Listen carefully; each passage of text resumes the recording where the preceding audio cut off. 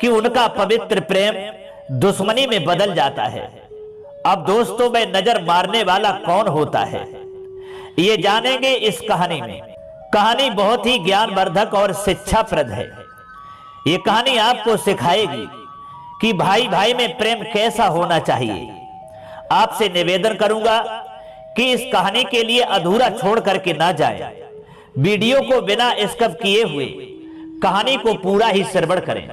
मित्रों, एक निवेदन और आपसे करूंगा कि आप हमारे चैनल पर यदि नए मेहमान दर्शक बनकर के आए हैं, आपने अभी तक हमारा चैनल सब्सक्राइब नहीं किया है, तो मित्रों आपसे निवेदन है और प्रार्थना है कि आप हमारे चैनल को भी सब्सक्राइब कर लें और बेल आइकन घंटी को भी अवश्य दबा दें, क्योंकि आपका एक सब्सक्राइब हमारे लिए बहुत महत्वपूर्ण है। तो चलिए मित्रों, अब शुरू करते हैं